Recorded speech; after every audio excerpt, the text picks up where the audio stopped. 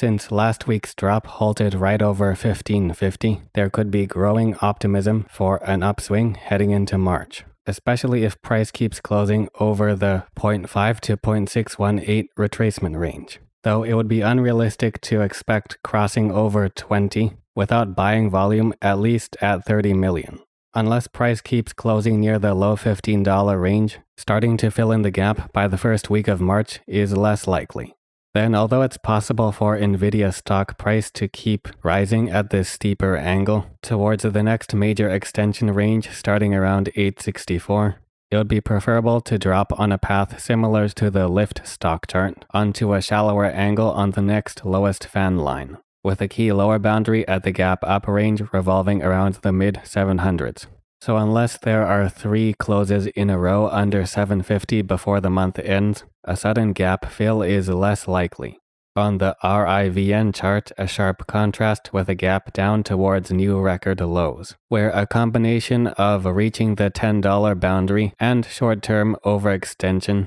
can lead to a minor pause with attention focused around the 1030 to 1250 range, and unless price keeps closing over $12 by the third week of March, a gap fill becomes less likely. And in terms of a decisive break under $10, here are some ranges to pay attention to and the possible fan line price can follow. Intel still weighed down by the double top and gap down combination, allowing for more favorable conditions for price to keep falling into this channel to clear into the 30s by even the third week of March. So unless price can hold steady over 4140 to maintain the short-term range, filling in the gap is once again delayed. Etsy also has a well-defined downtrend, but it keeps being repelled near the 70 to 6670 range, providing extra support for an upswing building off the bullish engulfing pattern ending last week. In such a scenario, after breaking over the channel, it would be important to keep closing over the 78 level into the beginning of March